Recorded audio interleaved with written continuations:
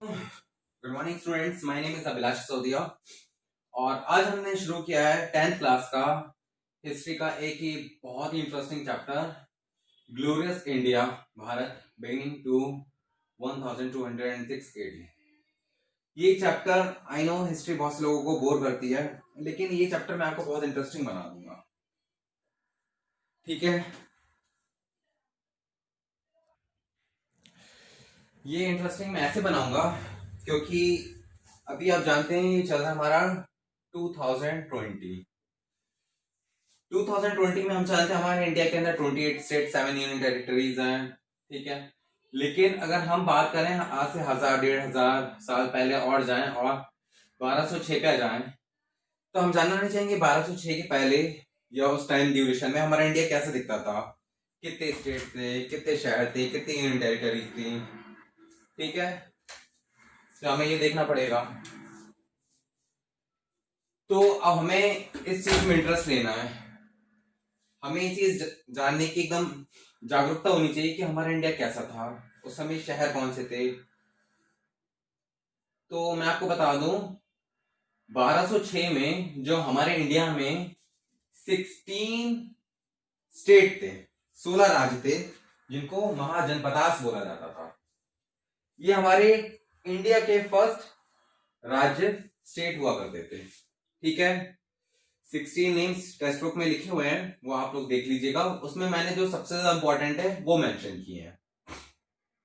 इन 16 राज्यों में जिनको महाजनपदास बोलते थे, उसमें ये जो 4 राज्य हैं ये सबसे ज्यादा इंपॉर्टेंट थे और उन सब में सबसे ज्यादा इंपॉर्टेंट मगध था। ठीक है, हमें क्या पढ़ना है उससे ज्यादा इंपॉर्टेंट ये है हमें क्या नहीं पढ़ना है। ठीक है, हम एक्स्ट्रा नॉलेज लें, ठीक है, फालतू की चीजें नहीं पढ़ेंगे, हम सबसे ज्यादा इंपॉर्टेंट चीजों पे फोकस करेंगे। ठीक है, उसके बाद एक्स्ट्रा चीजें भी पढ़ेंगे। तो ये जो 4 आपको स्टेट दिख रहे हैं जो महाजनपदास हैं, कोशाला की जो एक स्टेट है जिसका कैपिटल उस टाइम पे अयोध्या था और आज भी अयोध्या एक शहर है यूपी में। वत्सा जिसका काशवती, अवंती का उज्जैन सॉरी आज भी थोड़ी तबीयत ठीक नहीं है, और मगध का राजगीर और गिरिराज। ये हमारे 4 सबसे ज्यादा इंपॉर्टेंट स्टेट थे उस टाइम के। और ये 4 स्टेट थे मोनार्ची बेस, यानी कि यहाँ पे जो मोनार्ची सिस्टम होता है जहाँ पे राजा का सिस्टम होता था, एक राजा होती थी बाकी सब प्रजा होती थी, राजा ही मेन सोल अथॉरिटी होता था। और पब्लिक सिस्टम में होता था कि अपना एक रिप्रेजेंटेटिव चूज किया जाता था, जैसे इलेक्शंस होते हैं ना कि पब्लिक में से एक अपना रिप्रेजेंटेटिव चूज किया और वो राज्य को, देश को चलाएगा। ठीक है, ये तो हो गई हमारे महाजनपदास की। तो यहां से आप कह सकते हैं हमारा इंडिया का निर्माण शुरू हुआ। अदरवाइज 1206 के पहले तो सब कुछ ऐसा ही था, आदिवासी थे, हड़प्पा, मोहनजोदड़ो, आपने ये सारी चीजें सुनी होंगी और प्रीवियस क्लासेस में पढ़ी होंगी। अपना एक सिस्टम सेट किया था, सिटी फॉर्म की थी। ठीक है, तो आप ही कह सकते हैं यहाँ से हमारा एक रियल इंडिया की बिगिनिंग हुई थी। ठीक है, तो हमें जानने की इच्छा होनी चाहिए कि पहले के टाइम पे एडमिनिस्ट्रेशन कैसे होते थे, पहले के टाइम पे मिलिट्री कैसी होती थी, पहले के टाइम के लोगों का कल्चर क्या होता था। आज की डेट में हमारे पास फोन है, इंटरनेट है, व्हीकल्स है, गवर्नमेंट है, आज तो हम बढ़िया आसानी से हर चीज का आदान प्रदान कर लेते हैं। पहले के टाइम में पढ़ाई कैसे होती थी, पहले के टाइम्स में वुमेन्स हैं उनको क्या राइट दिया जाते थे, तो ये सारी चीजें हमें पढ़ना है। ठीक है, अब इंडिया में जैसे मैंने मगध की बात की, मगध सबसे ज्यादा इंपॉर्टेंट स्टेट माना जाता था क्योंकि एक ये मेन स्टेट ऐसा था जिसे महाजनपदास कहते हैं, जिसने पूरे इंडिया पे एक तरह से कब्जा किया हुआ था और पूरे मतलब मगध के अंदर ऑलमोस्ट पूरा हाफ से ज्यादा इंडिया आता था, सिर्फ साउथ का कुछ पार्ट छोड़ के पाकिस्तान, अफगानिस्तान, तिब्बतियन और ईमान सारा पार्ट मगध में आता था। वो हम अभी बाद में पढ़ेंगे। तो पूरी हिस्ट्री में बस हमें यही पढ़ना है कि किसका राज्य शुरू हुआ, किसकी डेंसिटी बनी, ठीक है, किसका एम्पायर खड़ा हुआ, उस एम्पायर का राजा कौन था, फिर उसका सक्सेसर कौन था, उस टाइम पीरियड में क्या क्या नई नई चीजें बनी।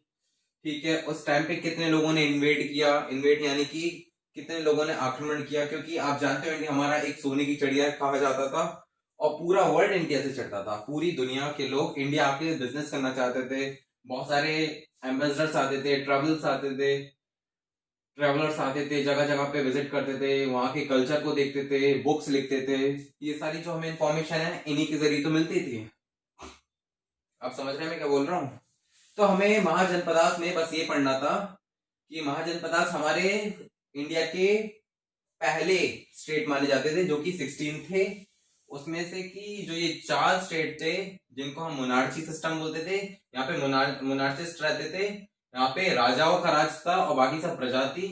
और बाकी के जो बच्चे हुए हैं उसमें क्या होता था, रिपब्लिक सिस्टम चलता था, यानी कि वहां पे एक अपना रिप्रेजेंटेटिव चूज किया जाता था। और पूरे 16 महाजनपदास में हमारे ये 4 इंपॉर्टेंट है।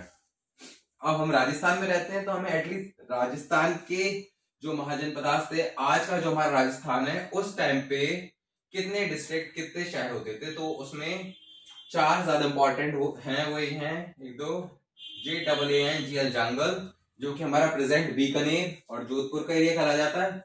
एक मत्स्य जो कि हमारा जयपुर का पार्ट है, और एक है सूरसेन जो एक हमारा मथुरा का पार्ट है। पहले मथुरा भी हमारे राजस्थान में आता था इतने टाइम पहले। और शिवी जो आज प्रेजेंट पाकिस्तान है, वो भी हमारा राजस्थान में आता था। ये पाकिस्तान एरिया है, ये भी हमारे राजस्थान में आता था। तो हमें बस ये पढ़ना है जो ये स्टेट्स हैं, डिस्ट्रिक्ट्स हैं उस टाइम के महाजनपदास के, वो वहां का कल्चर कैसा था, वहां का राजा कौन था, ठीक है, वहां की कोई खास बात वो हमें पढ़नी पड़ेगी, क्योंकि ये क्वेश्चंस आपका इसी में से फॉर्म होगा कि हमें 16 महाजनपदास के बारे में बताना है कि वो क्या होता था, मोनार्ची सिस्टम क्या होता था, और हमारे जो मेजर राजस्थान के जनपदास थे, जो मेजर राजस्थान के स्टेट्स थे, उनके बारे में कुछ बताइए। तो हमें उनके बारे में बताना था कि वहाँ का मेन किंग कौन था, ठीक है, वहां पे क्या कल्चर होता था, वहां पे राजा को क्या कह के बुलाया जाता था। तो हमें ये सारी चीजें पढ़नी पड़ेंगी धीरे धीरे करते करते। तो आपको ये महाजनपदास वाला पार्ट समझ आया? अगर आपको ये पार्ट समझ आया तो हम आगे बढ़ सकते हैं, ठीक है। तो मैंने आपको क्या बताया था, महाजनपदास में एक मगध बहुत ही ज्यादा फेमस जगह थी। मगध में क्या था, अंधा राज चलता था। ये जो राजा है, राजा को मार गिराया, फिर बेटा राजा बन गया, फिर मंत्री में कानाफूसी होने लगी कि हमें इसको भी मानना है। तो जो ये पॉलिटिक्स होती थी ये उस टाइम से ही चालू है, आज की डेट में नहीं, तभी से है। तो मगध में क्या था, एक अंधा राज चलता था। वहां का जो राजा था, लास्ट रूलर था नंदा डायनेसिटी का, धनानंदा, वो एक बहुत कह सकते हैं अय्याश किस्म का इंसान था। तो वो इस तरह की एक्टिविटीज करता था। और वहां पे एक चाणक्य जी जो कि पंडित थे, वहां पे एक बार वो धनानंदा के घर पे गए, उनको इनवाइट किया, और धनानंदा ने उनका बहुत अपमान किया। तो चाणक्य जी ने कहा कि मैं तुम्हारा राज छीन लूंगा। तो फिर चाणक्य जी ने एक छोटा सा बच्चा था 14 साल का, उसको ट्रेंड किया, उसको तैयार किया कि तुम्हें मगध पे राज्य अपना बनाना है, और मगध पे एक मॉडर्न डेंसिटी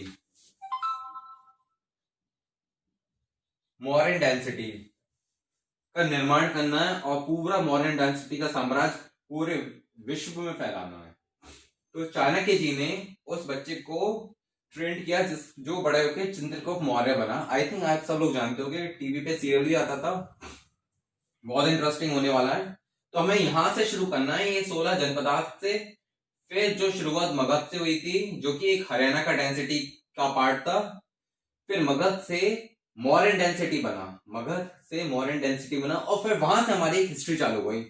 मॉडर्न डेंसिटी के बाद गुप्ता टाइम्स आया, फिर हर्षवर्धन आए, फिर मुगल्स आए, फिर दिल्ली सल्तनत, फिर मुगल्स, ऐसे ऐसे करते करते एक मरता गया, दूसरा राजा आता गया, फिर वो मरता गया, फिर एक नया राजा आता गया। बस पूरे हिस्ट्री में यही सब है। मान लो अभी मॉडर्न चल रहा है, तो यहाँ से बहुत सारे इन्वेटर्स आ जाएंगे, हमें कब्जा करना है इंडिया पे, फिर यहाँ का राजा इनको हराएगा, ठीक है, फिर राजा की एज हो जाएगी, मर जाएगा, फिर उसका बेटा राजा बनेगा। बाई चांस वो एक वीक रूलर बनता है, तो फिर मौर्यन की जगह कोई नया जो राजवंश है वो स्थापित हो जाएगा। साइड साइड में साउथर्न पार्ट है, उनकी भी हिस्ट्री रहेगी, जैसे पल्लवास, चेरास, चोरास, पांडस, यानी कि पूरे इंडिया में पॉलिटिक्स चल रही है।